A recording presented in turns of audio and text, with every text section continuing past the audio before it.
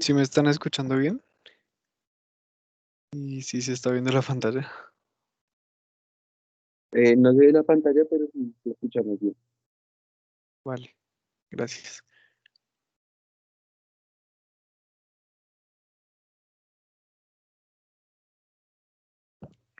Me avisan cuando ya se vea la pantalla. Chin, chirin.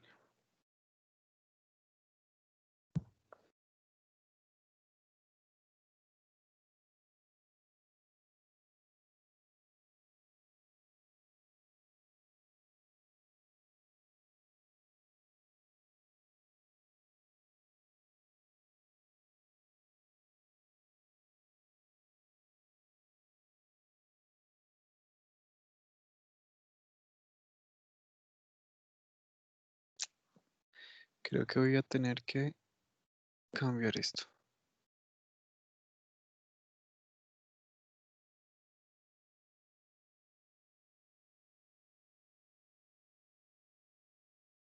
Ya se está presentando. Vale. Bueno, la cambié a escritorio igual. Lo siento. Esto no es.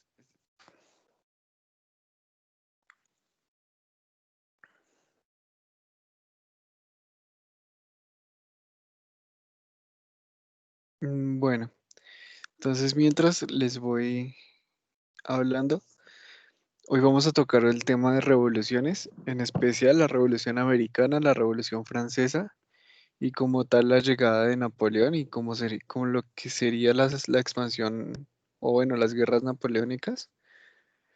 Entonces es como resto de tema. Entonces sí, eso les comento. La revolución de Haití quería tratarla como algo transversal, pero me quedé dormido y no alcancé a ponerles las diapositivas de eso. Igual yo les voy a ir hablando como en el transcurso de lo de las 13 colonias y la Revolución Francesa cómo se iba dando la revolución haitiana, aunque no hayan diapositivas. O si quieren, pues lo dejamos a un ladito y les dejo un video que me pareció bien chévere de Haití. Y pues nada, eh, creo que ya se estaba presentando de nuevo. No sé, Sí, sí, ahí se ve. listo, gracias. Bueno, entonces vamos a iniciar con, ahí está cosa,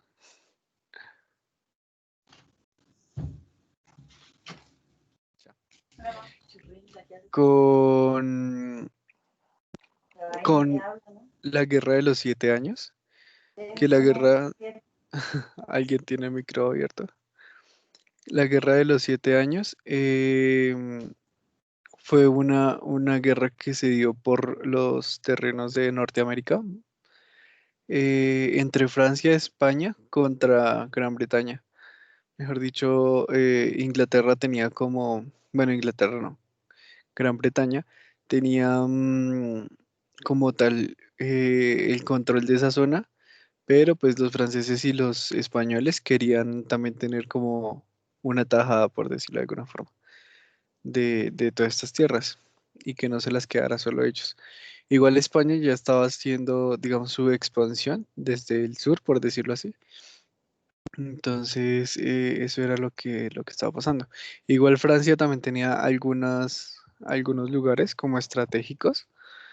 No sé si sabían que una Guayana es de Francia, también digamos lo que era Haití, lo que es hoy en día Haití, también es de Francia, o fue de Francia, perdón. Eh, y pues nada, eso les cuento. Entonces Francia también quería meterse en eso de tener colonias que le pudieran, digamos, como brindar materias primas a ellos. Entonces, estos tres países se enfrentaron por 7 años por el dominio de América del Norte. Al final, Gran Bretaña les gana y empieza a mandar colonos a esta zona de Norteamérica para que empiecen a brindarle todas las materias primas, como granos y tabaco, que era lo que se producía por este tiempo, mayormente. Y acá coloqué, no, un momento, no, nada, olvídalo. Acá coloqué que no se delegaba una aristocracia fuerte. Esto quiere decir que no se mandaban, digamos, como nobles o no se mandaron, eh, no sé cómo decirlo, como hijos de o familia real, por decirlo así. Entonces, digamos, como que no había una jerarquía fuerte o que, digamos, como que tuviera una importancia mayor para Gran Bretaña. Entonces, por eso bueno, coloqué que no era una aristocracia fuerte en el sentido en que todos los colonos, bueno, coloqué entre paréntesis blancos porque no eran no era para todos, sino solo para como la ciudadanía blanca, eran iguales. Entonces todos, incluso los que habían llegado hace mucho tiempo, con los que acababan de llegar o con los que se estaban asentando, todos, sin importar, digamos, como, sí, como el tiempo o el poder económico que tuviesen o lo que sea, eran iguales, ¿sí? Entonces, digamos como que no había una jerarquía como más plana en ese sentido, en cuanto a que todos los blancos eran iguales. Seguía manteniendo, digamos, las mismas, algunas costumbres, por decirlo así, que tenía el Imperio Británico, que era también lo de ser una sociedad esclavista, porque evidentemente necesitaban de mano de obra, eh, por decirlo así. Bueno, no sé cómo decirlo, pero sí, mejor dicho, necesitaban esclavos para poder sacarle como el mayor provecho a estas tierras. Entonces, digamos como que era algo necesario, y pues lo mantuvieron así. Impuestos a las colonias. Bueno, entonces digamos como que por estos tiempos estas colonias estaban prosperando muy bien, ¿sí? Después de la Guerra de los Siete Años empezaron a prosperar bastante estas colonias que estaba teniendo Gran Bretaña, al menos en esta parte del mundo, perdón. Eh, entonces empezó a imponer una serie de impuestos porque, bueno, lo ideal hubiese sido que ya hubieran visto Revolución Industrial, pero igual ahorita en la noche lo ven. En Inglaterra había, se estaba generando un movimiento que, digamos, buscaba industrializar las cosas, todo, ¿sí? Entonces, digamos, este movimiento de industrialización, por decirlo así, necesitaba muchas materias primas y, digamos, el coste de esta industrialización, por decirlo así, de nuevo, perdón, eh, era muy costoso. Entonces, este costo, lo que hizo, bueno, el rey de este tiempo, fue sacarlo de las colonias que les estaba yendo como bien. Entonces dijo como bueno, les está yendo bien, entonces voy a ponerles unos impuestos que necesitamos con urgencia acá para seguir haciendo como nuestros desarrollos. Y pues eso no les gustó mucho a los colonos, que pues si bien estaban, digamos, como dándole y suministrando de materias primas a Londres, pues ellos tampoco se veían como compensados, por decirlo así. Acá, bueno, esto fue en 1963, más o menos. ¿Listo? Llegamos acá a 1765. eh, Inglaterra, perdón, Gran Bretaña, eh, en el Parlamento mandan una ley que impone un impuesto al papel, se llama Stamp Act, y este impuesto al papel, Una pregunta, ¿el sí, proceso de industrialización en qué periodo fue? fue más o menos en estos años, 1700. Mejor dicho, no es algo como que esté bien acotado, pero sí fue como desde 1700, o bueno, desde mediados de, de este siglo, del siglo XVI, XVI, más o menos, empezó como tal la industrialización de el Reino Unido. que fue como el primero en hacer esto, más o menos. Es un poquito antes de esto. Bueno, igual digamos como que acá ya cuando se está haciendo el proceso de independencia, digamos como que ya están metidos de lleno en lo que sería la industrialización. Entonces, sí, es que también digamos como que eso también quiero dejarlo para más tarde para que no se enreden tanto. Pero digamos como que es un periodo más o menos largo de industrialización. Digamos como que no es algo que venga y se dé de una, sino que digamos como que empieza a tener un cierto escalamiento, por decirlo así, en el que incluso desde 1600 se podría decir que empiezan a generarse como las primeras, eh, digamos, producciones en serie, por decirlo así, en especial en las telas. Entonces, digamos como que es un proceso que se va a ir escalando y se va a ir, digamos, como que ampliando a las demás, a las demás, a los demás procesos, ¿sí? Entonces, no es un proceso como bien definido y no sé cómo Sergio se los vaya a exponer, entonces no quiero como que se crucen o se enreden después con lo que yo les diga. Entonces, perdón, pero pues ahorita en la tardecita lo hablamos como mejor, si les parece. ¿Sí?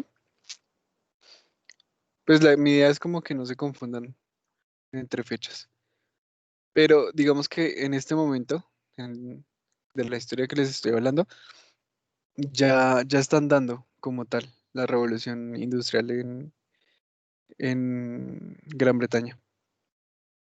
Y pues por eso es que necesitan como tal este tipo de recursos y por eso se empiezan a poner impuestos a lo maldita sea las colonias. Y bueno, no sé si con eso, bueno, sé que no respondí, pero pues más o menos que quede como la claridad un poquito de lo que estaba pasando.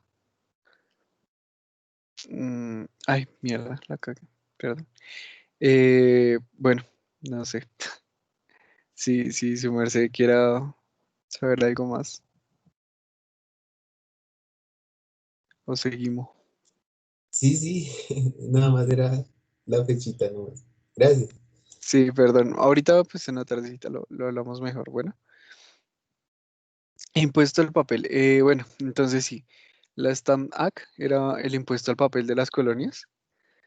Entonces sí, digamos como que el papel no era producido como tal en las colonias, sino que todas, absolutamente todas las materias primas de las colonias iban a Gran Bretaña. Ellos se encargaban de hacer todo, ¿sí? Todo como los procesados, por decirlo de alguna forma. Igual que hoy en día maneja Estados Unidos, que Estados Unidos compra el crudo, compra el café también en bultos y después nos devuelven el café ya como procesado y la gasolina y esas cosas. Entonces más o menos esto era lo que hacía Gran Bretaña en estos tiempos. Entonces ellos compraban todas las materias primas o en bruto, por decirlo así, y ellos generaban pues, los materiales o las cosas ya refinadas, por decirlo así. Entre esos estaba el papel. Entonces el papel que digamos, las colonias consumían, eh, pues lo tenían que comprar directamente de Gran Bretaña.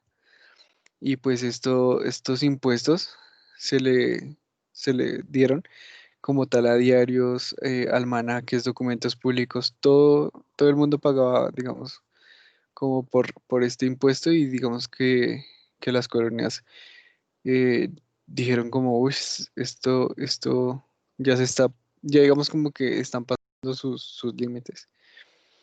Eh, las colonias, pues después de haberse aprobado esta acta, se unen por primera vez. En Virginia se proclama un principio que es no taxation without representation, que es como no, no hay impuesto sin representación.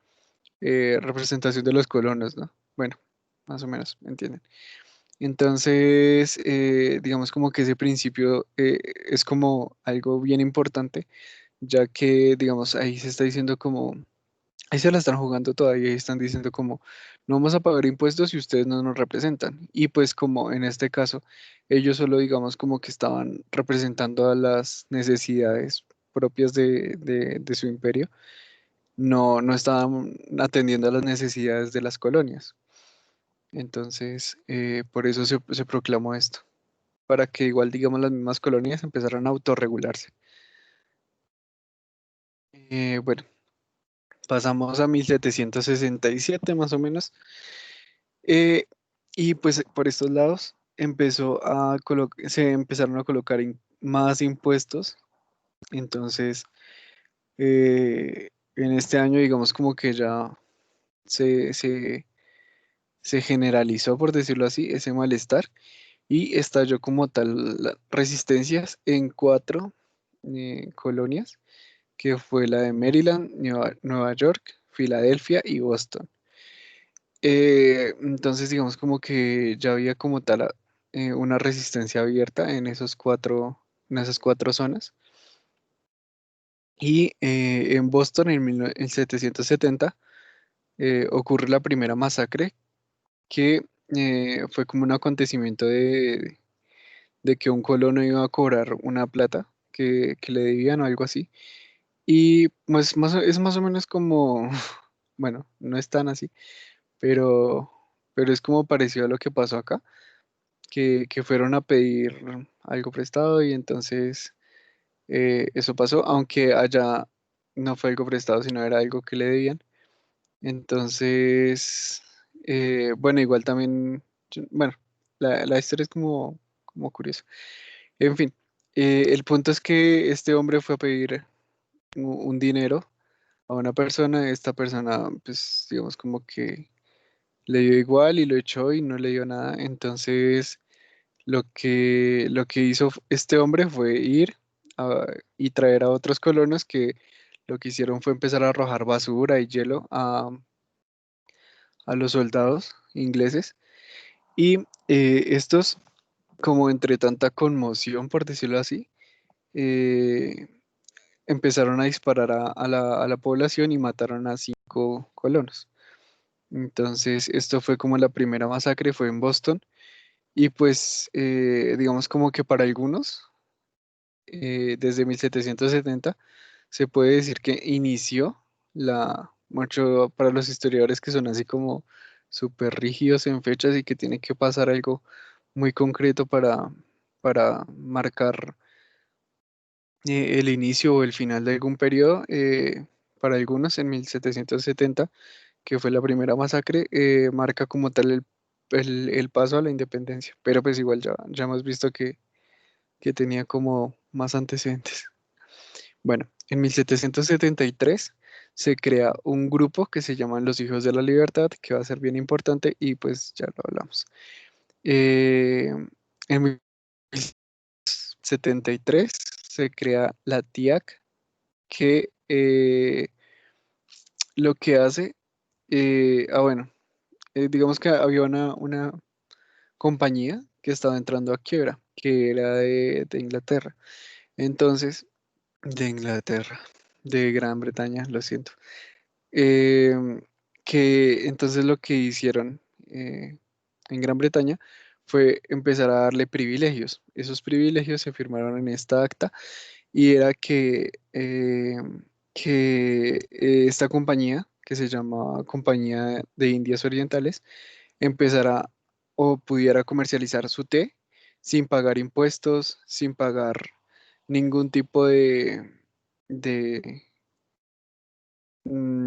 sí, como de impuestos o de cargas extras que tuvieran que hacer que el precio de su producto se elevara, sino que ellos podían, digamos, poner el precio que les diera la gana y si veían como eh, alguna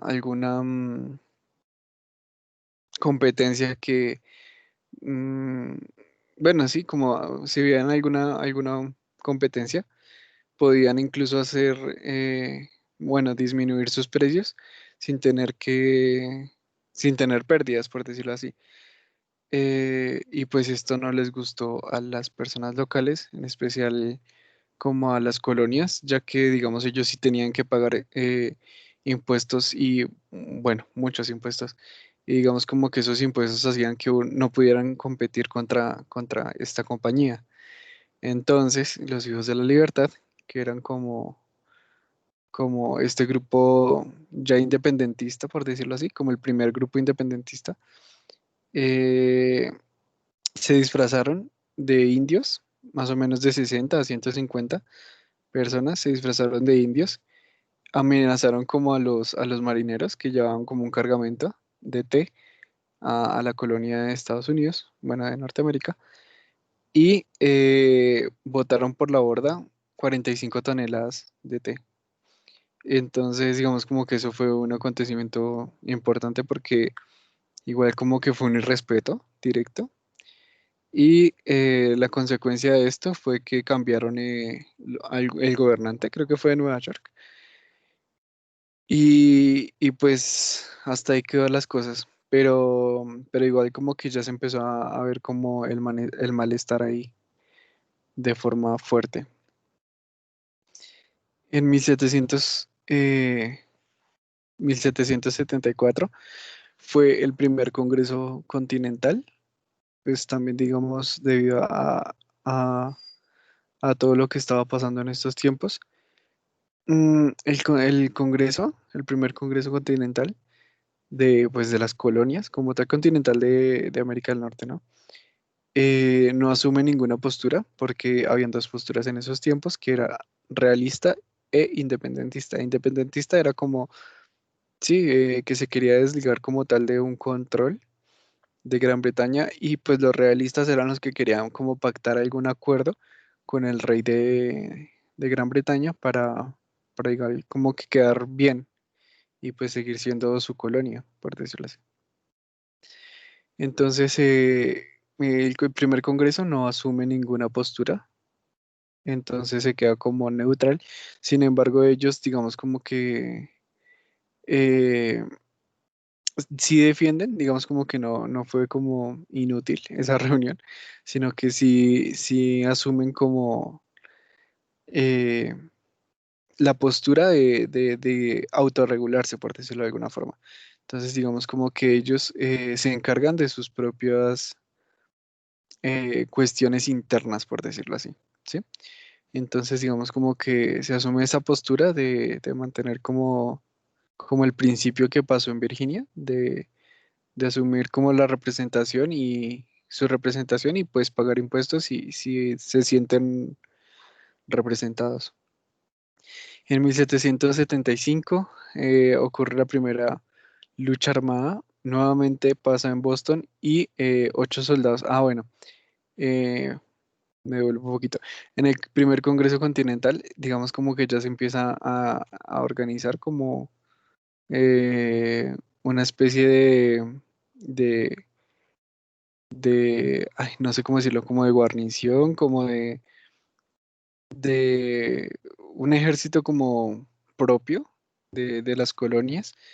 Y bueno, eso fue lo que pasó en 1775 que digamos ese grupo de soldados como colonos eh, murió en Boston. Bueno, hubo como una lucha armada entre los ingleses y los soldados colonos y terminaron muriendo 8 colonos más. Ese acontecimiento también fue bien importante porque digamos como que ahí ya no, no se da espacio como para decir como no, sí, pero no, macho como que no se podía mantener una postura como no soy de acá, pero tampoco allá, sino que tenía que definirse si querían seguir manteniendo esa postura o si iban a defender a los ingleses o si iban a defender a los colonos, pero pues qué iban a hacer. El Congreso, después de reunir y viendo como todos esos acontecimientos, decide, digamos, inclinarse hacia la parte independentista y apoyar como completamente a los soldados colonos que pues fallecieron en esa, en esa masacre, ¿sí? De Boston, otra vez. Y pues Gran Bretaña se da cuenta que esto no es como una revuelta y ya, sino que ese proceso va en serio. Y yo no sé si están viendo mi mouse. Bueno, igual. No, dejemos así. Bueno, Gran Bretaña declara una... Ah, bueno, entonces se dan cuenta que no es, que es un proceso que va en serio, por decirlo así.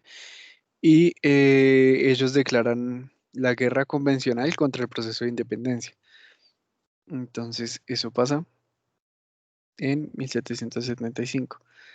La batalla de Bunker Hill es como la primera batalla ya real entre Gran Bretaña y los independentistas. Es una victoria de Gran Bretaña, pero igual digamos como según el informe de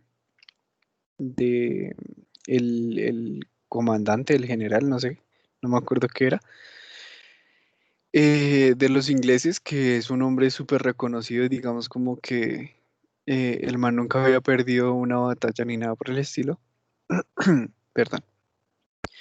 Él dice como está bien, ganamos la batalla de Bunker Hill, pero eh, eh, mejor dicho, militarmente fue un fracaso para nosotros. Si seguimos así, eh, vamos a perder.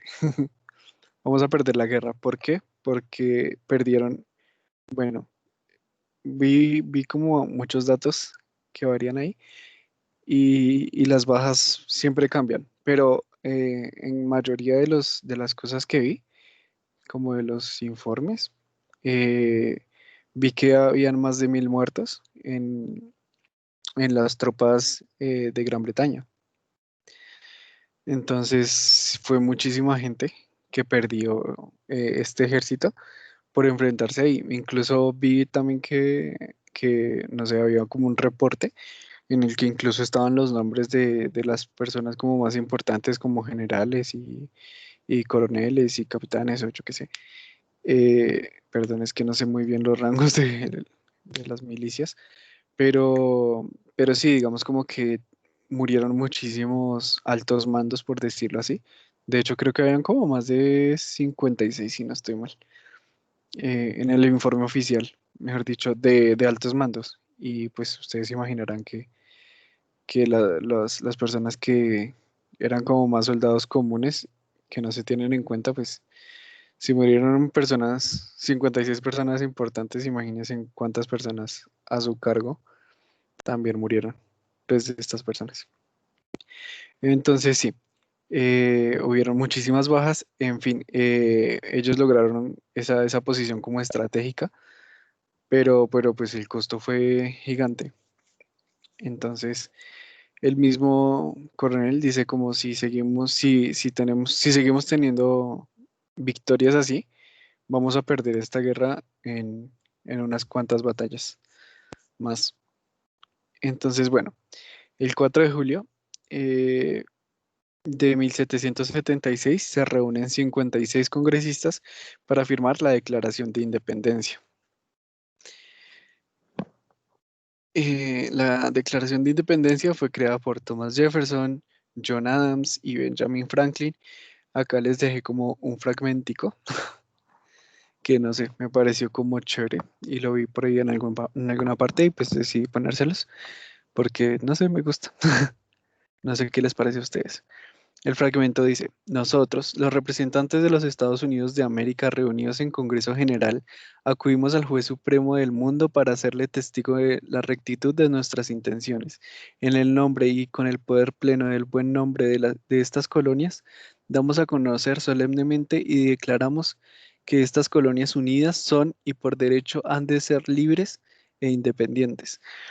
Digamos como que miren el poder que tenía esa declaración de independencia y como lo firme que cómo se estaba inclinando hacia, hacia esa independencia, ¿no? Y digamos como que era algo que en verdad estaba como tocándolos. Y pues nada, digamos como que yo creo que en ese pequeño fragmento se ve como también la potencia que están manejando en su discurso, ¿sí? y pues cómo lograron, digamos, reunir a tanta gente, porque después de eso también se crea como tal. Ah, y bueno, eh, olvidé decirles acá que sí, en el primer Congreso Continental se le da el poder a Washington, que era como un coronel, si no estoy mal, de las tropas independentistas, y pues se vuelve general. Entonces el general Washington está a cargo de, como tal, del ejército independentista, y él empieza a reclutar gente mucho, empieza a reclutar niños, jóvenes, adultos que quieran pelear por su libertad, por decirlo así. Entonces, por eso es que también Gran Bretaña le declara la guerra al proceso independentista, porque ve que ya se están armando, que están reclutando, que están preparándose para una guerra, y pues ellos dicen como, bueno, si guerra es lo que quieren, pues, ajá. Entonces, sí. Bueno, eso les muestro de la Declaración de Independencia. En 1776, a finales, mejor dicho, en diciembre, eh, Washington deja una nota en su escritorio que es como icónica para los estadounidenses, que dice Victory of Death. Entonces, victoria o muerte, y pues se va a la batalla de Trenton. Trenton, digamos como que era un lugar que estaba en el que habían, digamos, milicia alemana, que había contratado pues los ingleses. Esa milicia, digamos, era conocida y digamos como que tenía renombre por ser como muy efectiva. Entonces por eso pues básicamente la contrataron, dijeron como encárguense de esa revuelta y pues nosotros les pagamos. Y ellos dijeron listo, todo bien. Y pues digamos como que su poder militar era muy bueno, y sus tácticas, digamos como que eran una amenaza muy fuerte para los independentistas. Y esta gente lo que decidió hacer fue caerles en Navidad, en la noche de Navidad, mejor dicho, en fiestas, por decirlo así. Entonces, los alemanes nunca se esperaron que fueran a atacarlos en un diciembre, en las fiestas navideñas, por decirlo así. Porque, pues, no sé, digamos como que implícitamente esas fechas se suelen respetar en las batallas, ¿sí? Entonces, los independentistas dijeron como esta es nuestra oportunidad, y se mandaron con toda. Entonces se fueron para la batalla de Trenton, que era como el lugar en donde ellos estaban ubicados. Los independentistas cruzaron el río Delaware, bueno, no sé cómo se pronuncia, la noche de Navidad, literal. Y pues ellos, digamos, como que algunos estaban ebrios y eso. Y ya el 26, mejor dicho, al otro día, a la madrugada, si no estoy mal, ellos llegan y digamos como que sí, pues los alemanes habían celebrado y todas esas cosas. Y ellos llegan y empiezan como, muchos los cogen como, muchos los sorprenden completamente y logran derrotarlos con relativa facilidad. Entonces la victoria es independentista, y pues nada, vencen a estos mercenarios como alemanes que eran como el as bajo la manga de los ingleses, por decirlo así. Luego llegaría en 1777 eh, una rendición inesperada de los ingleses, en el que otro de sus generales, creo, que era leyenda dentro de los ingleses, que digamos nunca había perdido una batalla, eh, estaba en camino a, a un, a encontrarse con otro frente inglés, pero no sé si fue problemas de comunicación o lo que sea.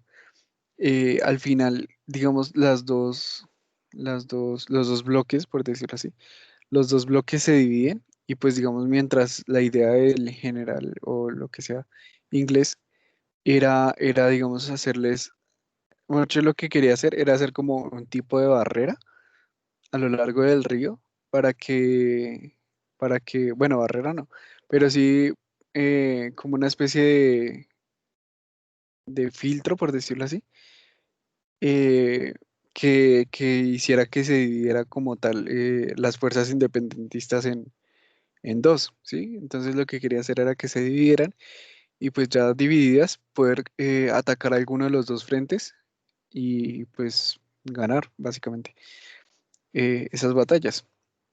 Pero eh, la otra persona que estaba a cargo del otro bloque, yo no sé, como que le dio igual o quién sabe si no le llegó el mensaje o bueno, no sé qué habrá pasado.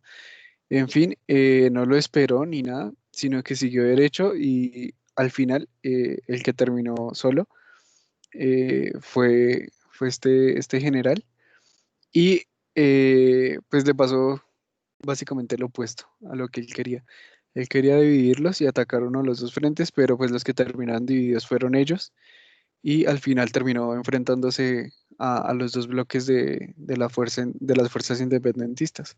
Entonces quedó completamente rodeado y él, digamos, como que en su afán de intentar hacer como ese bloqueo para que no se conectaran los dos frentes, eh, al final, digamos, como que no lo pudo mantener y pues le tocó rendirse y, digamos, y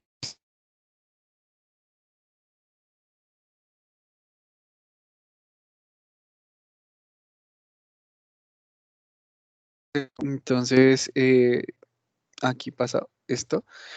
Y es que en 1778, bueno, después de haber pasado la batalla de Saratoga y haber demostrado que los independentistas podían ganarles a los ingleses, eh, Francia y España eh, ven que como una oportunidad para vengarse de esta derrota que tuvieron en la Guerra de los Siete Años. Entonces, los asambleístas mandan en representación a Benjamin Franklin para que vaya a negociar en París cómo van a ser los acuerdos para que Francia y España los acompañen en esa batalla contra Gran Bretaña. Los primeros en negociar son los franceses y los franceses entran de una en guerra después de haber como hecho sus negociaciones que tampoco es como que queden muy claras, pero pues yo supongo que era como que les dieran territorio de Norteamérica. Y supongo que ese territorio era más como enfocado a Canadá. Pues digamos como, no sé si ustedes sabían que en Canadá hay colonias que hablan, mucho colonias o estados, sí, estados, que hablan francés, que su lengua natal es francés, y hay otros que son ingleses. Bueno, sí, que hablan inglés. Pero digamos como que allá la cultura francesa es fuerte en algunos lugares. Entonces sí, supongo que fue como algo así, de que al menos les dejaran una parte, al menos la parte como norte de ellos, no como tal su tierra, porque pues ellos estaban peleando por su tierra, pero sí que les dieran como algún terreno a la parte norte de Norteamérica. Y pues no creo que ellos hayan puesto problema en eso. Entonces Francia dijo, listo, entramos a guerra, entró de una guerra y España, eh, supongo que también intentando,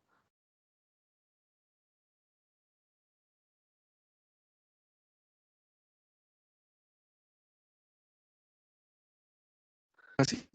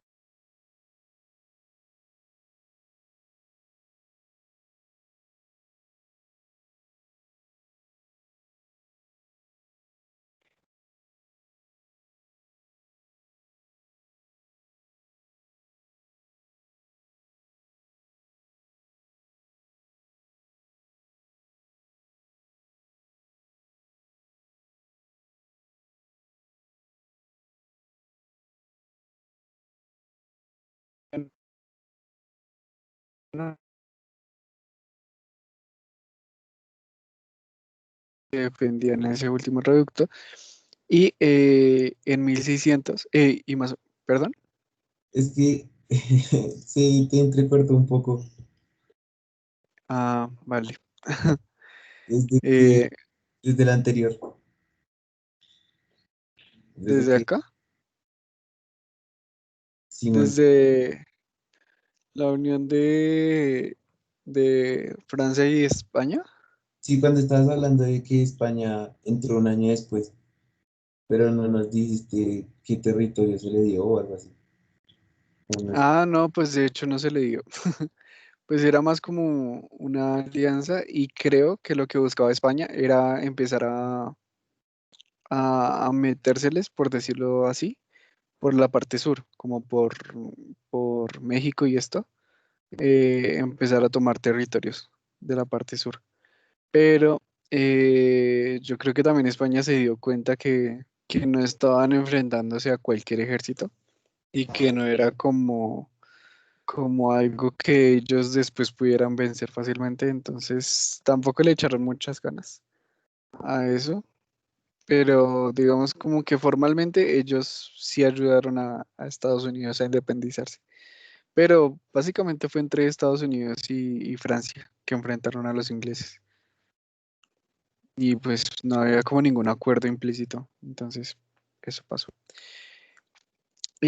Acá pues tenemos que en Georgetown era como lo último, la última defensa, por decirlo así, de los ingleses. La defendían más o menos 8.000 ingleses y las tropas que atacaban era un ejército combinado franco-estadounidense de más o menos 1.600, 16.000 tropas, perdón, con apoyo marítimo brindado por la flota francesa. También hay que decirlo porque el dominio inglés, mucho la flota inglesa, era la mejor del mundo en ese tiempo. Mejor dicho, no había nadie que se le pudiera parar yo no me acuerdo cómo se llamaba esa fuerza marítima. La, ay, no me acuerdo. Algo con company o, bueno, no me acuerdo. En fin, pues eh, sí, ay, como las naves, o bueno, como ay, no sé cómo decirlo. Bueno, los ingleses eran demasiado buenos por mar y pues para respaldarlos un poco, que digamos no tuvieran esa desventaja, los independentistas, Francia apoyó eh, con su fuerza marítima. Y pues nada, se les comento. Entonces, digamos como que por mar estaba apoyando a Francia, por tierra estaban duplicando las tropas inglesas con el ejército combinado que les dije. Y digamos como que eso hace que al final terminen rindiéndose los ingleses y siendo devueltos a su tierra. Y pues digamos como consolidando así la independencia de Estados Unidos. Ay, yo qué hice. Así, la independencia de Estados Unidos, al menos por tierra, ¿sí? No obstante, digamos como que Inglaterra tampoco, digamos, ya como que no, que esa guerra todavía no se había perdido, porque Inglaterra le hizo un bloqueo marítimo, literal. Entonces, digamos como que ya había ganado Francia y los independentistas, pero por mar le hicieron Gran Bretaña le hizo el bloqueo marítimo con toda su flota y pues ellos decían como no han ganado porque ni siquiera pueden salir de su propia tierra y nosotros estamos como vigilando eso, que no sé qué. Entonces, por mar ustedes no nos pueden ganar y pues ya les demostramos que no nos pueden ganar, aunque en tierra no tengamos nada. Entonces, digamos como que esa era la lucha. Por tierra pues ya se había demostrado que les ganaban los independentistas pero por mar ellos no podían ganar. Entonces, al final, en 1783, se fueron algunos representantes de los independentistas, o bueno, ya de esta nación que había nacido, que era Estados Unidos. Se fueron a firmar el Tratado de París con, bueno, digamos como que la mediadora era Francia y las partes que se estaban enfrentando o las partes que iban a firmar este tratado era Estados Unidos e- bueno, y Gran Bretaña, que digamos ya era como un fin de los acuerdos en el que digamos ya se quitaba como ese bloqueo marítimo y que digamos ya como que se establecían las relaciones entre esos dos países. Y ya se consolida como tal el proceso de independencia. De hecho, ya se termina. Y con eso acaba ese proceso. Ahora vamos a entrar como tal al, a la situación de Europa, más que todo. Entonces nos devolvemos un poquito en el tiempo a 1774. Digamos como que ustedes ya saben cómo iba la cosa por el otro lado. Pero por el lado de allá, por dicho, por el lado de Europa, tenemos que el absolutismo era lo que dominaba en estos tiempos, ¿sí? No sé si se acuerdan del debate que tuvimos la vez pasada con eso de las monarquías. Eh, entonces, acá, digamos que la monarquía o las monarquías absolutistas eran las que llevaban la batuta en todo este proceso, en Francia. Bueno, en Francia y en todos los demás, en Prusia, en Holanda, incluso, digamos como que la única diferente era la inglesa, porque la inglesa no era una monarquía absolutista, sino era una monarquía parlamentaria. Eso quiere decir que los ingleses, digamos, tenían la figura de monarca y su poder, pero este ya no tenía como el poder absoluto de todo, sino que existía un grupo de asesores, si se le quiere llamar, que era como el parlamento, en el cual, digamos, ellos podían, digamos, asesorar al rey o digamos como que apoyarlo en algunas decisiones para que digamos como que sus decisiones fueran las mejores eh, y digamos como que tuviera ese tipo de apoyo, ya que su imperio, al menos el inglés, por estos tiempos se estaba expandiendo muchísimo y era demasiado grande. Entonces el parlamento era esa figura que ayudaba a regular esas decisiones para que no la fuera a cagar y el imperio se desplomara, por decirlo así. Eh, pero pues en los demás imperios, por decirlo así, de Europa, sí seguía manteniendo la monarquía absolutista. ¿Qué es esto del absolutismo? Pues es que el rey tiene un por derecho divino, o bueno, que el rey por derecho divino concentra todo el poder. Entonces sí, digamos como que no hay nadie que se lo ponga, ni clero, ni nobles, ni nada así, porque pues su poder es digamos, sí, digamos como que lo concentra todos los estamentos, por decirlo así, de, de esta época, sí. Entonces concentraba la religión, la nobleza y básicamente el pueblo. Acá les iba a poner como, no sé si puedo rayar, creo que sí puedo, sí. Ah, este es el láser. Ah, bueno, también con el láser, creo que puedo hacerlo. Bueno, en fin, yo lo que quería mostrarles acá era como tal la pirámide y pues me pareció curioso esto porque, bueno, se los puse así de aposta. Ay, ¿cómo se borra esto? Lo siento, no me acuerdo. Ay, la amarré. No sé qué hice. En fin,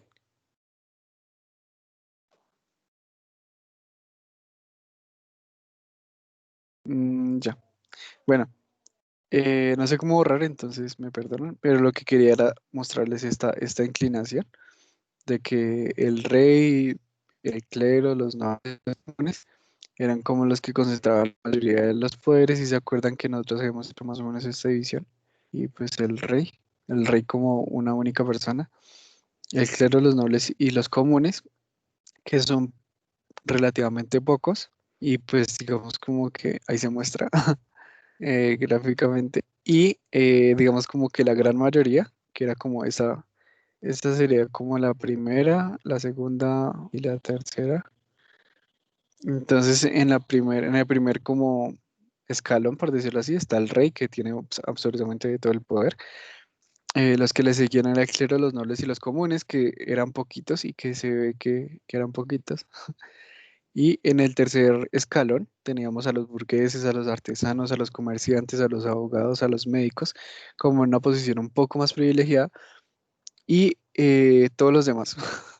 Lo coloqué así, como todos los demás, porque igual digamos como que eh, ahí se mete todo tipo de cosas, ¿sí? Esclavos, campesinos, digamos, estas personas o siervos que trabajaban como en las tierras y estas personas que, bueno, trabajadores como tal que digamos como que no tenían alguna posición o privilegio, estaban ahí, en ese fondo de esa pirámide, por decirlo así.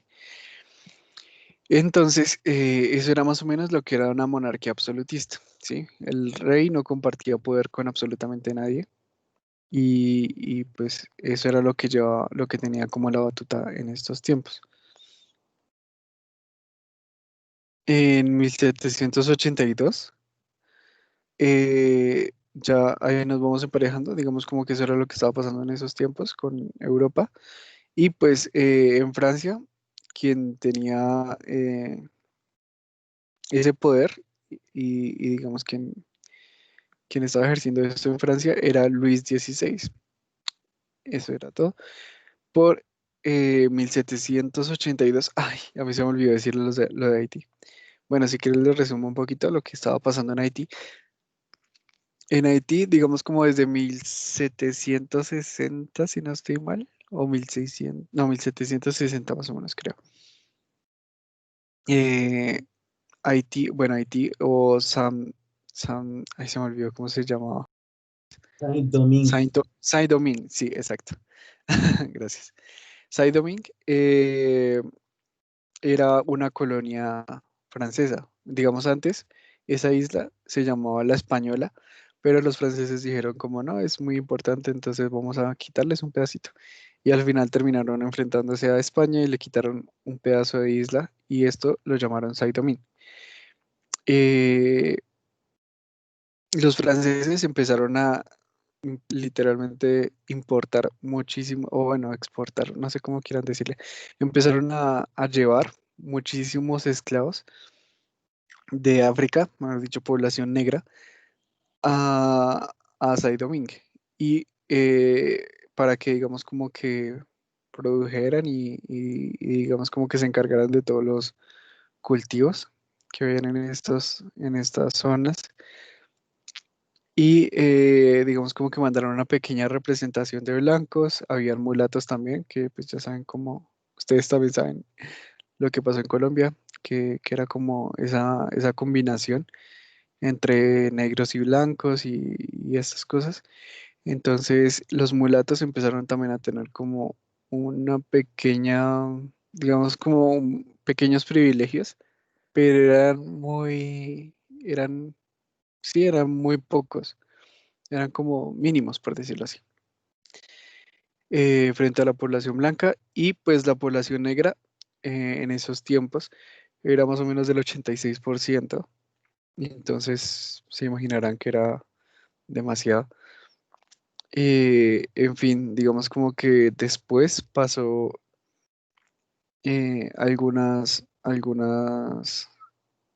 como algunos enfrentamientos, o bueno, enfrentamientos no, como que esta idea de independizarse también empezó a sonar por estas tierras y los mulatos, digamos como que querían también empezar a como a tener más privilegios, como a tener más derechos, ¿sí? Como los blancos.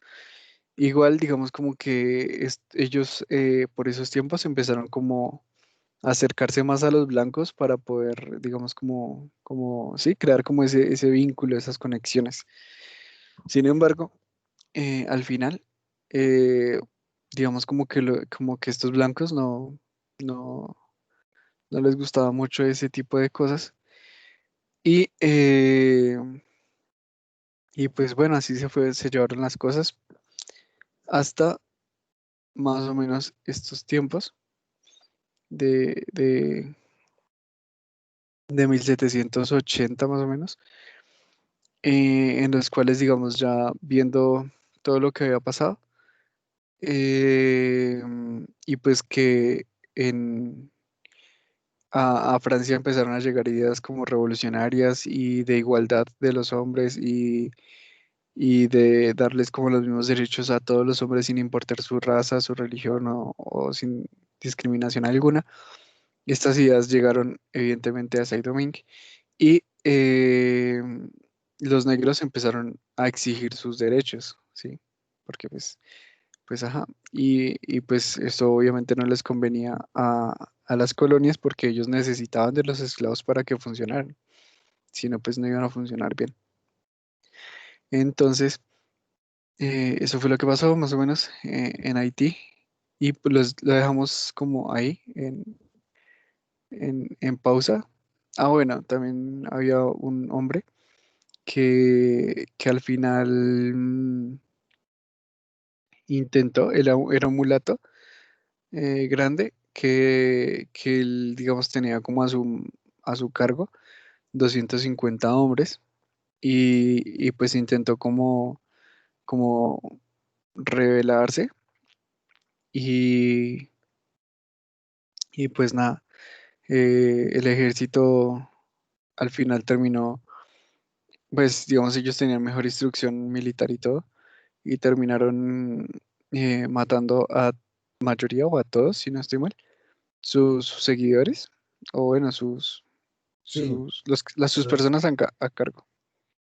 Y pues él se terminó autoexiliando, por decirlo así, en la Española, que era como la partecita de la isla que les dije, la otra partecita, pero la partecita española. Y pues como entre España y Francia eran como amiguis y pues les convenía que no les convenía como ese tipo de insurrecciones, por decirlo así. eh, pues lo deportaron otra vez a Saint-Domingue y pues allí lo ejecutaron. Pero pues quedó ahí como el precedente de que había como una inconformidad y eso también como que empezó a unir a la población de allá. Y por ahí lo dejamos por ahora, porque pues ahorita digamos como que van a haber más acontecimientos en Francia que van a ir repercutiendo en la situación en Haití. Bueno, sigamos acá. Entonces, en 1782, eh, regreso de las tropas francesas de las colonias. Ah, bueno, sí, ya, me estaba ubicando. Entonces, sí, en este tiempo ya se había acabado la guerra independentista ya se habían firmado los acuerdos de paz, ya se había quitado el bloqueo. Ah, no, no se había quitado el bloqueo, pero eh, digamos como que lentamente ya se estaban retornando como algunos franceses importantes que habían ido a esa guerra de independencia. Y digamos como que esas ideas de revolución y de libertad y de igualdad para todos, pues para todos los blancos colonos de Estados Unidos, estaban llegando a Europa, ¿sí? Entonces esas ideas revolucionarias llegaron en 1782 con el Marqués de Lafayette. Eh, el nombre, eh, no sé, es muy largo y es un poquito complicado, por eso no se los puse. Y aparte es conocido como el Marqués de Lafayette y no creo que les vayan a colocar el nombre de este hombre, sino su apodo, por decirlo así, en los exámenes y entonces por eso decidí no colocarlo y colocarles el Marqués de Lafayette. Este hombre es como importante en todo el proceso, entonces como para que lo vayan teniendo en cuenta. De hecho, solo voy a hablar de tres personas para no enredarles la cabeza. Una va a ser este hombre, que es el Marqués de Lafayette, otro va a ser Danton y el otro va a ser, eh, se me olvidó, ya les digo. Eh, ay, no, ¿dónde está? Espérame un segundo. Ay, ¿cómo se me olvida esto, hombre? Empieza por R y se me olvidó. Eh, Ay, se me olvidó, lo siento. Ahorita cuando lo vea les digo. Listo. Eh, entonces voy a hablar solo de 3 personas para que lo tengan en cuenta. Eh, bueno, opresión de la nueva burguesía, influenciada, bueno, cuando llegó el Marqués de Lafayette, digamos como que no solo vio que los campesinos y los esclavos estaban siendo oprimidos, sino que también estaba siendo oprimida esta nueva burguesía que estaba saliendo, que estaba emergiendo. No sé si se acuerdan que Camila más o menos les había hablado de eso, yo también les hablé un poquito de eso, sobre esa nueva redistribución del poder, en el que, digamos, los monarcas que mejor se adaptaron fueron los que lograron como salir adelante en esta nueva etapa. Y pues fue colocando también como esa nueva distribución y a los burgueses como un mini escalón más arriba que las personas normales, por decir, bueno, normales que el pueblo como tal. Entonces como que tenían ciertos privilegios más, porque la burguesía era algo que estaba como tomando fuerza, ¿sí? Entonces llegó a España y en España, digamos como que, en España, perdón, llegó a Francia y la burguesía también estaba siendo como oprimida, ¿sí? Y, y en Estados Unidos era que, si se acuerdan que allá llegaban colonos y todos eran exactamente iguales, pues digamos como que los burgueses también son blancos, ¿sí? Entonces digamos como que eso, pues ya ustedes, bueno, voy a esperar un tris, que creo que la conexión está fea. Listo, creo que ya. Eh, entonces, ¿qué? ¿En qué iba? Ah, bueno, sí. Entonces, esta burguesía también estaba oprimida y en Estados Unidos, allá todos eran iguales, ¿sí? Entonces, digamos como que estos nuevos colonos, ese nuevo estilo burgués, por decirlo así, también estaba teniendo muy buena acogida, los comerciantes también, ¿sí?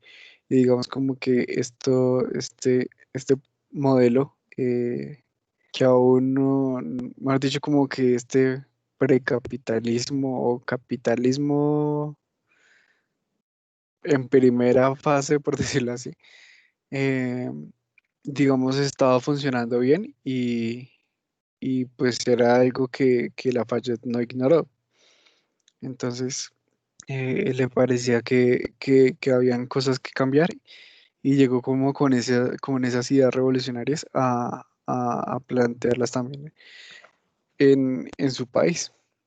Eh, bueno, llegó con estas ideas de la ilustración. Bueno, la ilustración, digamos como que les dejo una pequeña definición, igual ya lo habíamos hablado un poquito, pero pues como repaso también sirve, porque es como un periodo importante, bueno.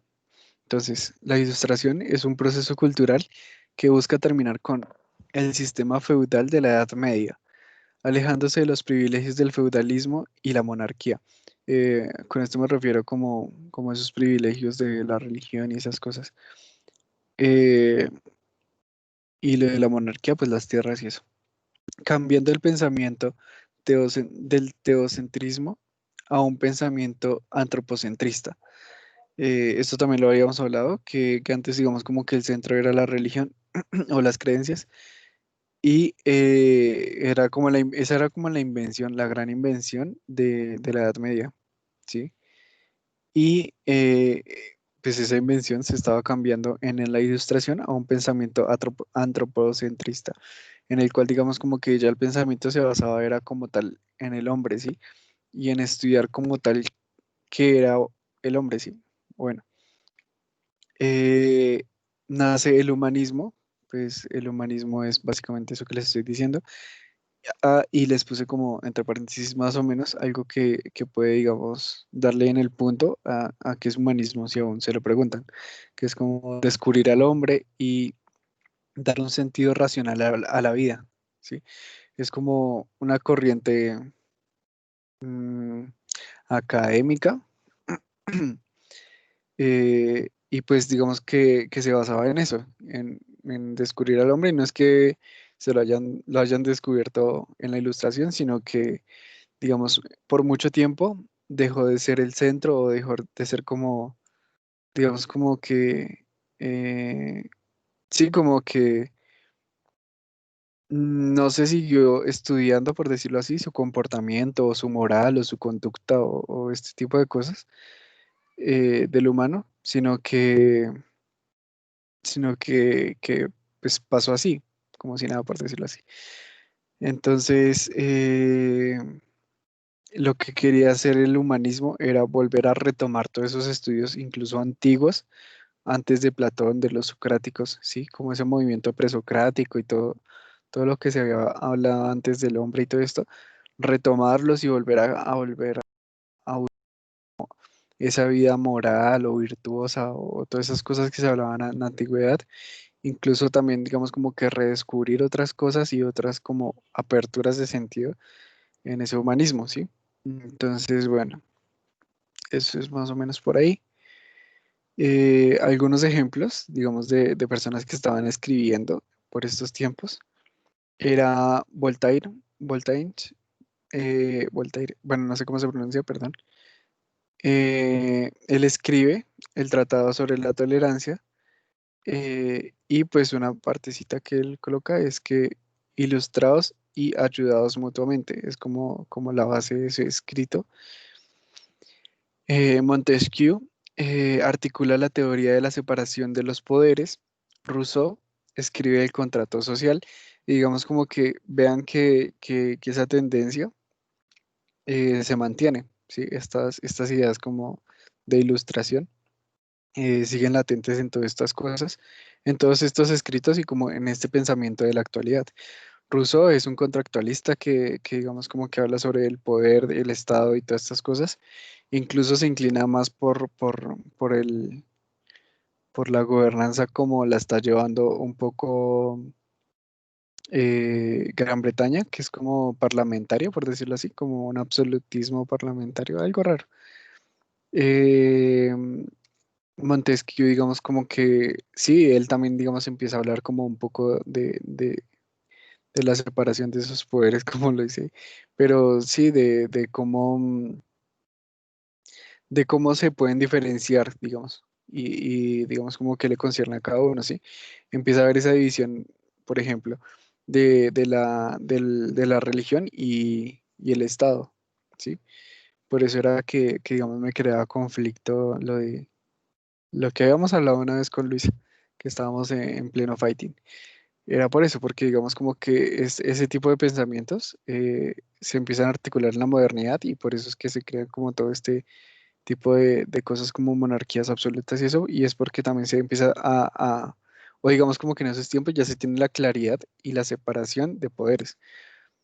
Entonces son como detalles que se van teniendo y que pues en la antigüedad no se tenían. En la antigüedad, digamos, como que cuál separación entre la religión y la política. Las dos cosas eran la misma vaina.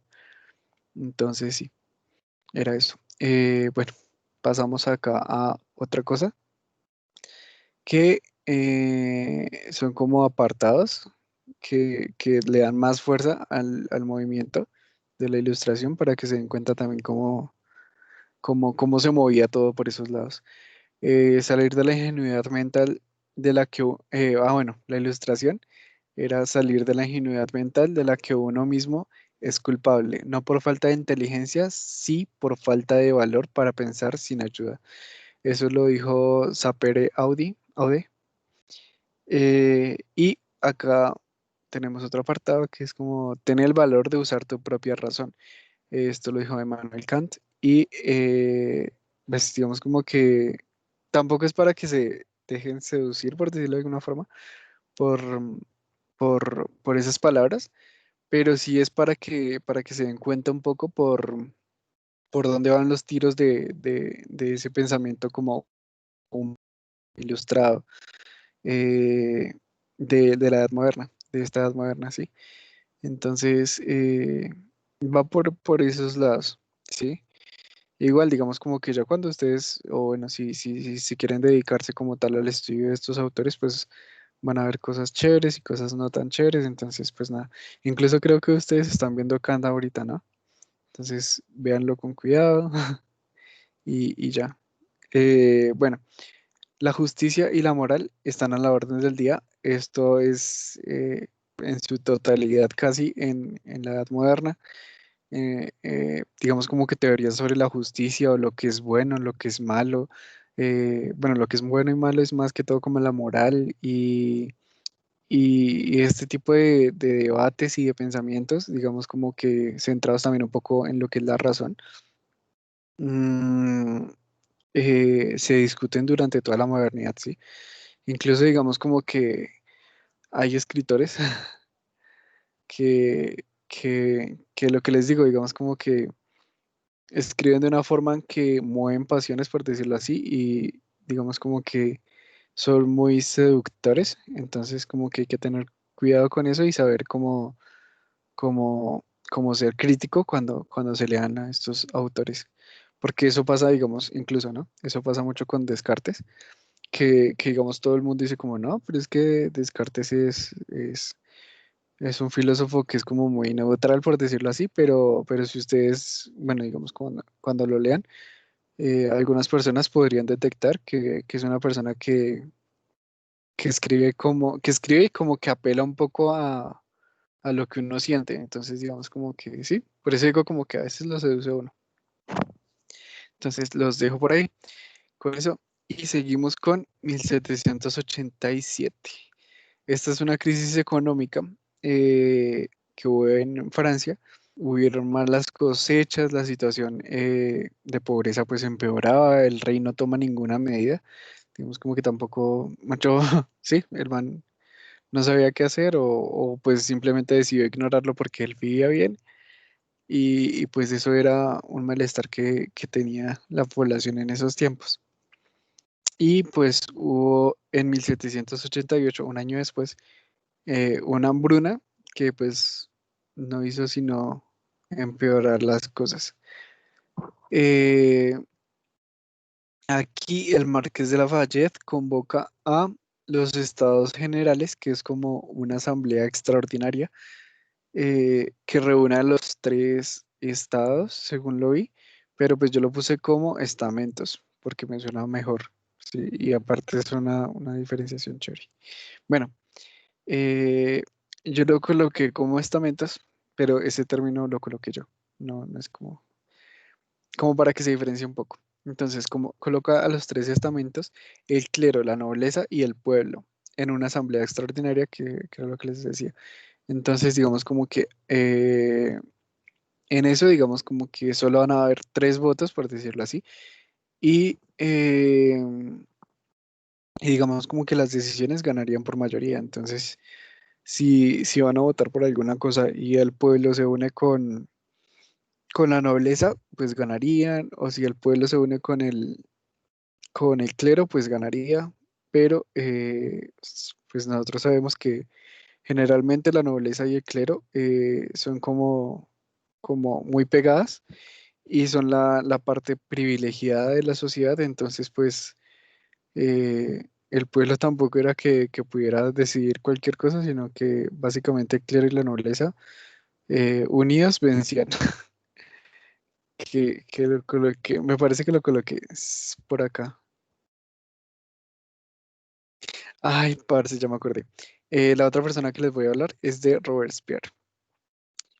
Entonces sí, al final el rey, digamos, ante la petición de Lafayette, decide aceptar y pues, ajá, se crean los estados generales y surge como diputado Robespierre, que es como, si no estoy mal, era un abogado en esos tiempos, defendía como a los menos privilegiados, por decirlo así.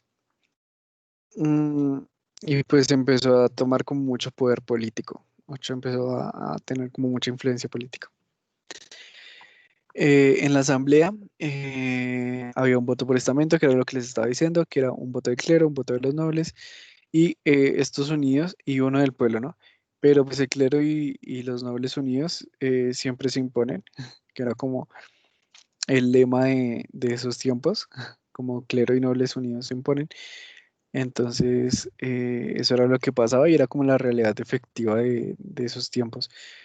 Después de esto, eh, digamos como que la asamblea extraordinaria se empieza a convertir o da un paso como tal en convertirse en una asamblea nacional y el pueblo al ver que son mayoría no quieren eh, que el voto sea por estamento, sino que sea por individuo y se declaran los únicos representantes del pueblo, ¿sí? Entonces, digamos como que ya no se ven representados ni por el clero ni por los nobles, sino que es la Asamblea Nacional la que los representa. Eh, Se presenta la Declaración de los Derechos del Hombre y del Ciudadano. Esto fue elaborado por Lafayette y digamos como que su influencia es sumamente importante y grande, que incluso hasta los días, hasta la actualidad, por decirlo así, todas las declaraciones de derechos, incluso las declaraciones de derechos humanos y eso, han sido basadas en este artículo que hizo Lafayette. Robespierre apoya la monarquía constitucional. Entonces, esto quiere decir que es parecido a la parlamentaria, pero ya no va a ser mm, un grupo de asesores del monarca, sino que este monarca tiene que estar regido por una constitución que es la que se proponen crear. Eh, Pasa un acontecimiento importante y es que le cierran como tal las puertas. Mucho el ejército francés le cierra, supongo que por del rey, las puertas a- al lugar donde se encontraban la Asamblea Nacional y ellos se reúnen como tal en un parquecito o en una cancha, bueno, como le quieran llamar, y ahí prometen no disolverse hasta tener una constitución y de ser una asamblea nacional se volvían una constituyente. Eh, París crea, bueno, también después de esto, en París se crea la Guardia Nacional que lo que pretende es buscar defender la Asamblea Nacional y mantener el orden. Digamos como que esto se contrapone un poco a, a- digamos como el mandato del rey, porque pues igual digamos ellos ya estaban viendo que estaban vulnerando sus derechos para reunirse y demás, y pues ellos digamos como que tampoco pecan de ingenuos y dicen como bueno, solo es para defender la asamblea, sino que ellos incluso ya empiezan a establecer como un poder político en la zona, ¿sí? En París especialmente. En esta zona logran eh, conformar un ejército de 48.000 personas eh, sin armas a cargo de Lafayette, pero ellos se van a yo no me acuerdo cómo se llama esa cosa, pero bueno, igual tampoco es como muy importante, o yo no sé, yo nunca he escuchado que se hable mucho de eso. Bueno, el lugar donde ellos allanan las armas y pues bueno, igual es como, bueno, no sé si me acuerdo, les digo. Eh, en ese lugar, digamos como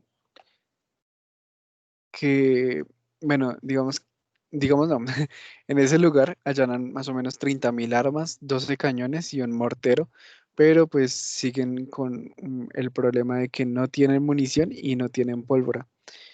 Y pues no sé si ustedes saben en qué lugar era donde ellos podían encontrar esas cosas, pero pues por tiempo no les voy a preguntar. Entonces sí, fue en la Bastilla en donde, digamos, ellos ya sabían que estaba la pólvora y estaban las municiones para sus armamentos. Y aparte que era como la cárcel real y eso.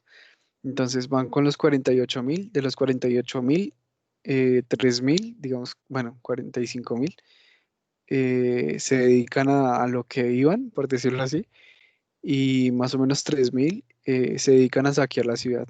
Entonces, sí, digamos como que no hay un control súper estricto, pero pues igual la mayoría sí estaba bien encausada y logran tomarse la Bastilla. Eh, Se expande la autodeterminación por toda Francia, entonces digamos al ver eso y al digamos ya tener un poder efectivo como tal de un ejército y de una guardia, eh, ya se empieza como a desobedecer como al rey, por decirlo así, de alguna forma. Entonces digamos como que esa rebeldía se empezó a toda Francia y en 1790, en 1790, mucho un año después de la toma de la Bastilla, Lafayette eh, se vuelve el alcalde de París. Me esperaron un momentico, un segundito, no me tardo.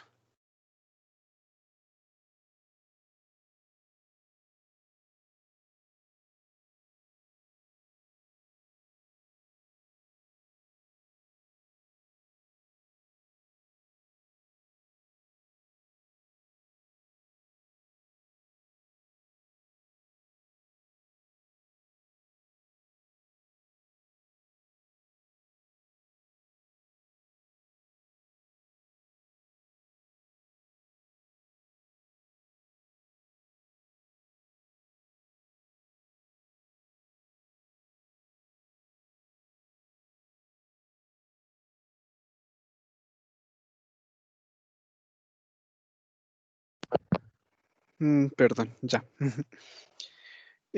Bueno, ¿en qué vamos? En que sí. Entonces, Lafayette se vuelve alcalde de París.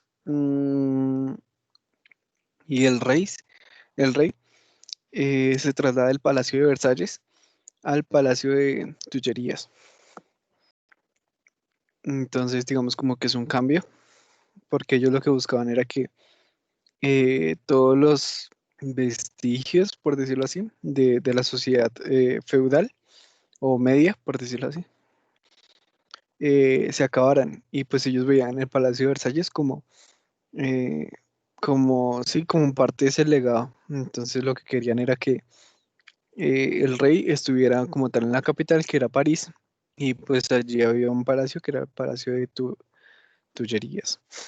Eh, por esos tiempos mejoran las cosechas y pues ya digamos como que se llegó a una estabilidad, por decirlo así. Ay, ¿qué pasó?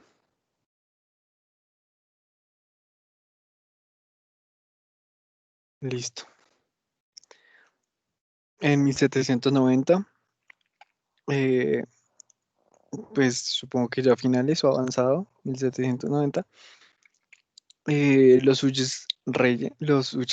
perdón, los reyes huyen eh, gracias al recrudecimiento de la economía. Mejor dicho, ellos ya habían tenido problemas cuando hubo una crisis económica, eh, y pues querían, pues digamos, ya sabían que se podía, digamos, eh, bueno, que la gente se podía poner muy incontrolable, incontrolable, por decirlo así. Y pues ellos deciden huir, al final son capturados y son devueltos a París.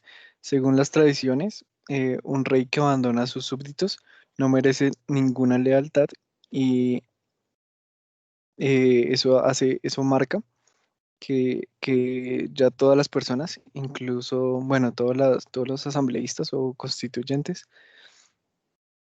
eh, digamos como que decían quitarle su respaldo al rey y, y pues eso les cuento. Entre esos estaba Danton, perdón, que digamos llegaría a ser bien importante en esa situación. Entonces sí, al final a este hombre, eh, bueno, ahorita hablamos de eso. Primero vamos a hablar de los jacobinos y los ¿qué? Cordeliers. Los jacobinos eran los que defendían una monarquía constitucional y mantenían los poderes ¿qué? Perdón.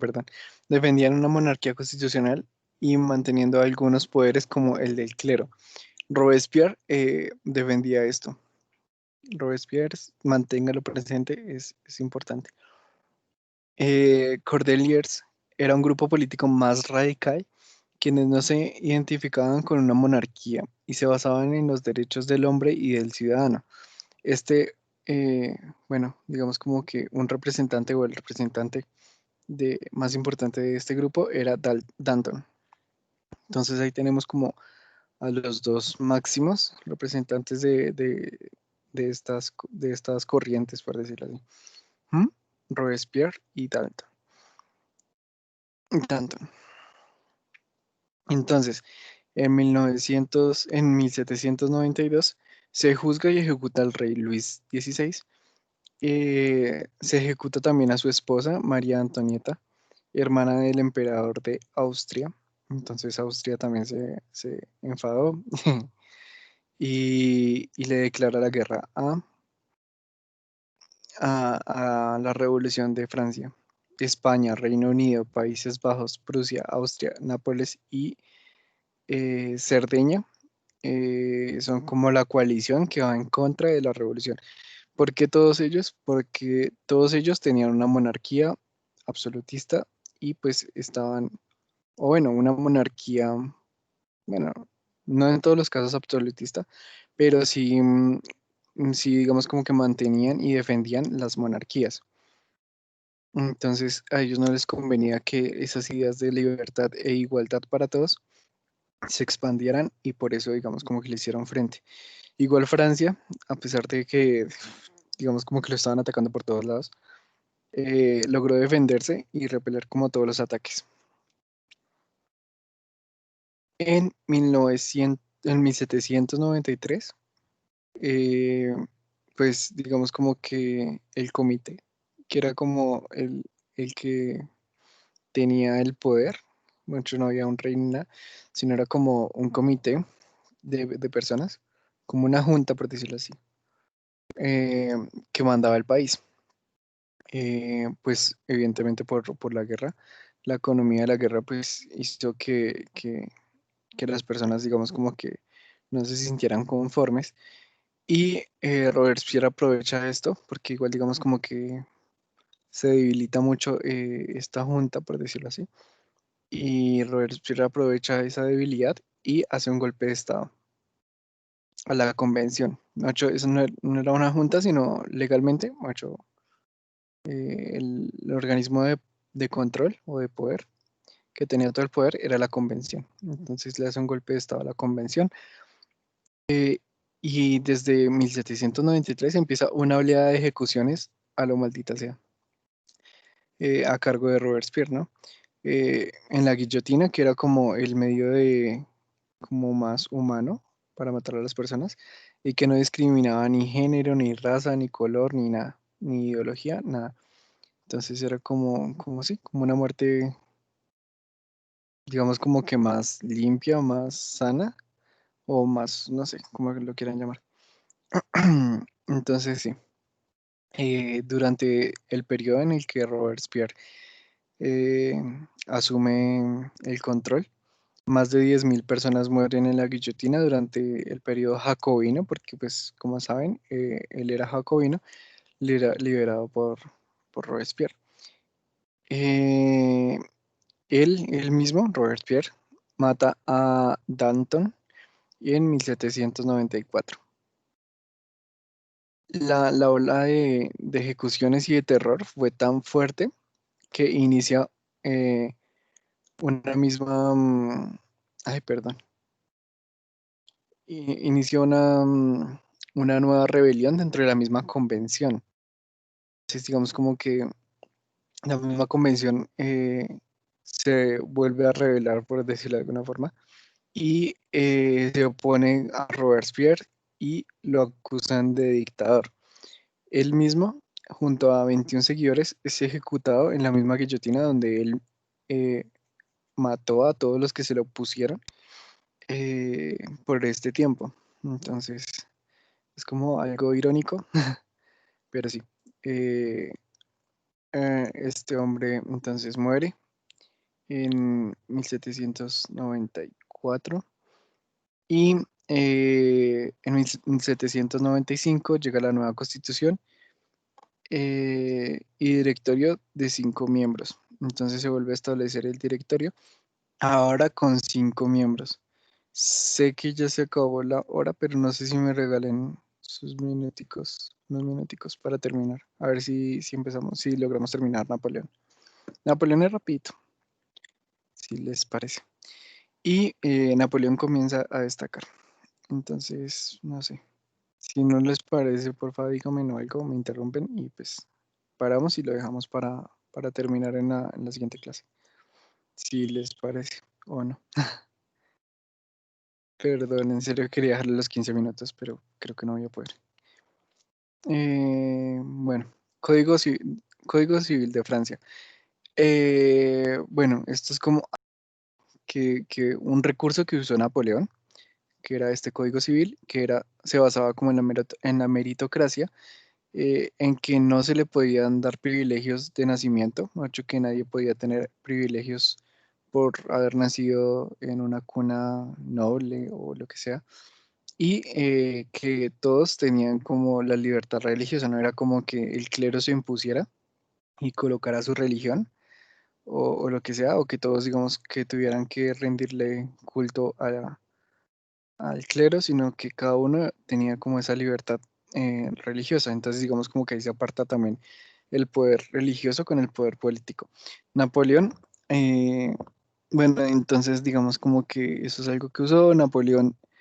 eh, este es como todo su trayecto, como una mini bibliografía, por decirlo así, hasta 1795, que es de lo que estamos hablando. Entonces, mientras pasó todo lo que hablamos, este hombre empezó a destacar en matemáticas y geometría en la Escuela Militar de París. Él estudió también artillería, eh, trató y manejó, bueno, él también hizo como una especie de curso de trato y manejo de la tropa y ascendió a general por la batalla de Tolón, que fue una batalla bastante importante en la que el trabajo que él hizo fue muy destacado, digamos como que fue un punto clave para esa victoria y fue ascendido a general por esto. Más tarde defendió el Palacio de Tullerías, que ya saben que fue en París, y digamos como que hizo un excelente trabajo con la artillería y esto hizo que él, digamos, ya aparte de ser general, fuera ya casi como un héroe, por decirlo así. Y entramos como tal a 1795 y las guerras napoleónicas. Entonces, le dan el mandato del ejército de Italia. Entonces ya digamos teniendo como un poder, digamos, mayor, por decirlo así, de tropas, él lo que hace es, es dirigir este ejército contra Austria. Y digamos como que su estrategia y su buen dominio, por decirlo así, de las tropas, hace que Austria termine rindiéndose y firmando un acuerdo como de paz con Francia, que ellos eran como los más empeñados eh, en destruir a Francia por pues, lo que hicieron y eso, y al final logra como someterlo. Napoleón logra someter a Austria y digamos como que sí, ya empieza a ser leyenda, pero ya incluso no solo en su país, sino que empieza a salir de su país el nombre, su nombre, sí. Entonces digamos como que ya empiezan a tenerlo en cuenta en otros lados. Napoleón también se destaca porque actúa de forma independiente. Entonces, sí, él no es como una persona que empieza a pedir permiso para hacer tal cosa, sino que él mismo fue el que tomó la decisión de empezar a atacar a Austria y los hizo rendir, o bueno, pero pues no fue porque lo hubieran mandado a ese ataque, sino porque él quiso, básicamente. Pues a esto no le gustó evidentemente la convención, pero pues al ver que este hombre era como un héroe y eso, entonces no podían decir que no a lo que él dijera. Entonces lo que buscó la convención fue mandarlo lejos y lo que querían, o bueno, la propuesta que hizo la convención fue mandarlo a conquistar Gran Bretaña. Pero pues como les he dicho todo este tiempo, Gran Bretaña no, mucho, tampoco era un país indefenso, sino que tenía la mejor flota naval del mundo y Napoleón lo sabía, sabía que no le podía hacer un frente a a ese apoyo naval o a esa fuerza naval que tenía Gran Bretaña. Entonces dijo como, no, me parece muy pendejo lo que están diciendo, entonces yo quiero atacar Egipto y Siria porque quiero atacar como tal sus rutas comerciales. Entonces dijo, quiero atacar a Egipto y Siria, que estaban bajo el poder del Imperio Otomano, y pues la comitiva, la convención, perdón, pues al final no le queda más remedio que aceptar lo que él diga. Y pues con tal de tenerlo lejos de Francia, pues aceptan y de una. Entonces le aprueban como tal todo lo que él necesita para hacer la invasión de Egipto, Siria. Eh, y pues nada, el man al final termina, eh, bueno, logra conquistar el Bajo Egipto, que es como la parte norte, ya saben, más o menos, si se acuerdan. Pues llegando como tal a Alejandría, que la conquistó como sin mucho problema. Y conquista como todo ese bordecito hasta llegar al Cairo. En el momento fuerte bueno, en el Cairo no, fue en otro lugar, pero tuvo después un enfrentamiento fuerte con, no me acuerdo quién. Ay,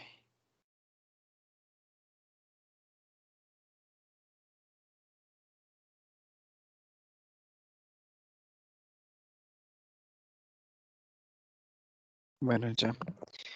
Ay, no. Bueno, ahora sí creo que ya. Entonces tuvo un enfrentamiento fuerte y perdió, pero igual digamos como que él se mantuvo allá y logró expandirse. Y expandirse no, logró como darle la guerra a los sarracenos y al final terminó ganándoles, pese a estar como en inferioridad numérica a los otomanos. Aunque igual, digamos, los otomanos al final terminaron haciendo como una alianza con los ingleses y esas cosas. Entonces, digamos, como que las cosas tampoco estaban pintando muy bien para los franceses. Pero pues él vuelve a Francia y él muestra su campaña como una gran victoria y pues eso hace más que darle más reputación y más apoyo. Entonces sí, en 1799 él hizo un golpe de estado, eh, más o menos, mejor dicho, él se proclamó cónsul junto con Sieyes y Ducos. Entonces se proclamó cónsul y empezó a quitarle el poder al grupo que les dije. Y pues en 1802 se aprueba mediante el plebiscito a Napoleón como cónsul vitalicio. Entonces, digamos, acá ya se quita absolutamente todo el poder del grupo y queda todo el poder de Francia bajo las manos de Napoleón. Digamos, como que ya se nota que es como una especie de dictadura y acaba como con todos esos ideales de libertad y esas cosas que se habían propuesto antes en Francia, porque volvió otra vez a las mismas. Mucho volvió como a ser una sola persona quien tenía todo el poder, aunque no fuera un monarca, pero bueno. El emperador de Francia. Ah, bueno, y más tarde, en 1805, eh, en Notre Dame, bajo la visión del Papa, en Italia, él se vuelve bueno, en Notre Dame, él se vuelve el rey de Italia. Es coronado como el rey de Italia también. En 1807 digamos como después de ese trayecto, él ya había derrotado a Nápoles, a Holanda y a Prusia, que digamos no son como cualquier cosa, sino que eran imperios como bien importantes de su época. Y eh, creó como la Confederación de Rin, que era como una especie de estados alemanes como clientes de Francia. Tenía alianzas con España y con Rusia. Mejor dicho, básicamente toda Europa, excepto Inglaterra, tenía algún convenio con Francia. Entonces, él lo que hizo fue crear un bloqueo a los ingleses y digamos como que él lo que hizo fue decirle a toda Europa como ahora todo el mundo tiene prohibido comerciar con los ingleses porque aunque él digamos tuviera como todo este dominio de Europa, no podía hacerle frente, mucho, él era consciente de que no podía hacerle frente a los ingleses por mar. Y pues para llegar a- a los ingleses tenía que llegar por mar. Entonces, pues, ajá. Eh, entonces sí, él hizo como un bloqueo económico, bueno, un bloqueo comercial, mejor, eh, a ellos. Levantamiento de España tras la invasión de... Ah, bueno, este man se fue de abeja y dijo como, bueno, España es mi aliado, pero pues igual voy a mandar tropas para poder conquistar la parte de Portugal. ¿Mm? Entonces él mandó tropas y todo, y al final lo que hizo fue como una especie de golpe de estado en España, y lo que hizo fue coger sus tropas y empezar a imponer su poder. Destituyó como tal a los reyes, colocó a su hermano como rey de España. Entonces, eh, esto a España no le gustó nada y al final terminó siendo como, les terminó saliendo el golpe mal porque los españoles no se quedaron quietos y dijeron como, bueno, sí, ya nos ganó, sino que hicieron como una revuelta y digamos que le crearon muchísimas bajas a las tropas que le había mandado a España. Entonces, digamos como que no pudo consolidar un poder en Francia, porque fue España, en Francia, en España, porque España mismo empezó a rebelarse contra el dominio francés.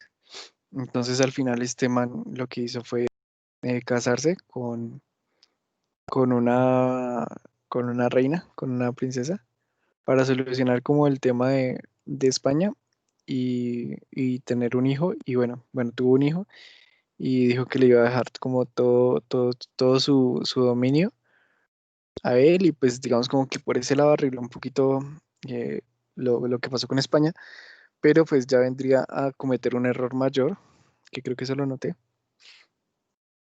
en 1810, exacto. Eh, Él decide crear un frente con más de 600.000 hombres, mejor dicho, muchísima gente, para invadir a Rusia. Y Rusia era el aliado, pero pues él dijo como, bueno, ya puedo, ya tengo como el poder para invadir Rusia y si consigo Rusia ya la hice. Él logró llegar a Moscú, pero eh, pues digamos como que la distancia hasta Moscú era muy grande y pues estrategias rusas, la quema de los cultivos, digamos, Rusia lo que hacía era que si sabía que iba para tal poblado o lo que sea, Rusia lo que hacía era quemar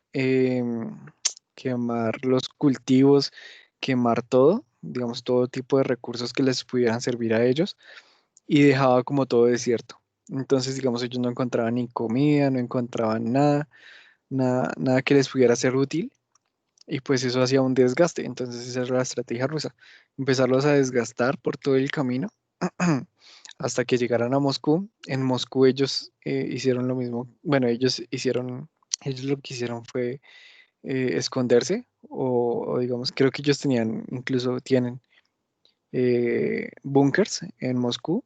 Entonces lo que hicieron fue digamos como, sí, cubrirse, pues obviamente con todas las preparaciones necesarias para durar mucho tiempo, digamos, encerrados sin que les pasara mayor cosa.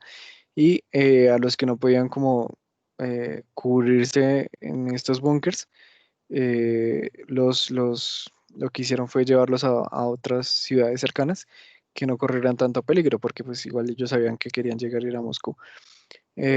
Bueno, y aparte se acercaba el invierno ruso, que es uno de los más fuertes que hay, y esto marcó el fracaso completo de esta campaña. Mejor dicho, el ejército fue diezmado y fue un golpe tan duro que Francia nunca se pudo recuperar de eso.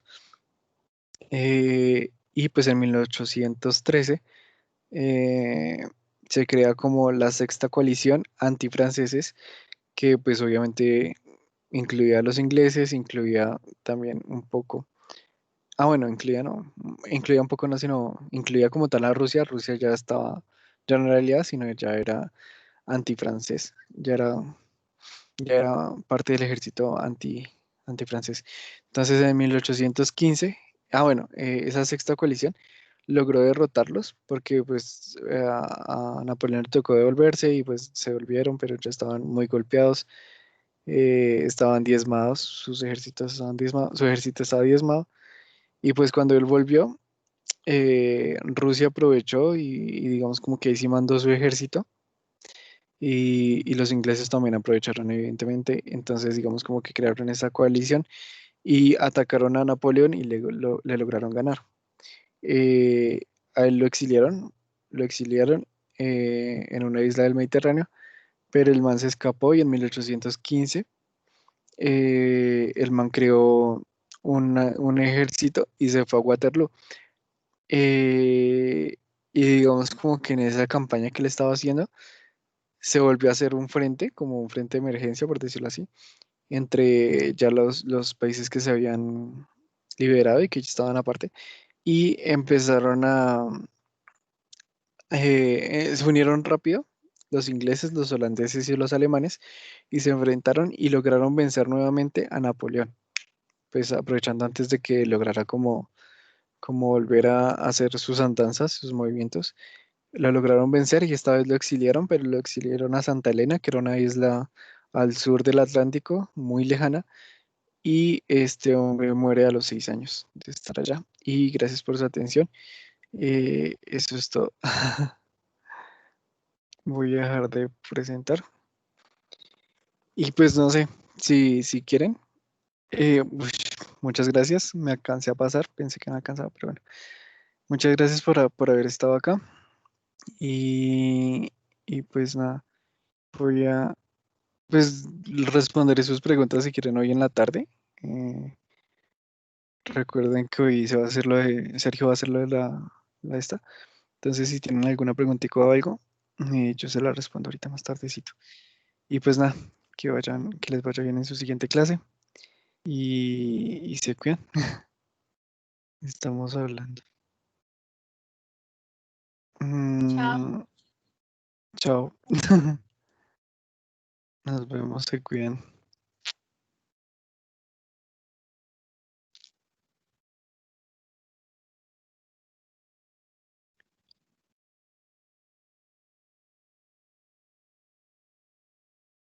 No, gracias a ustedes, muchachos, por quedarse.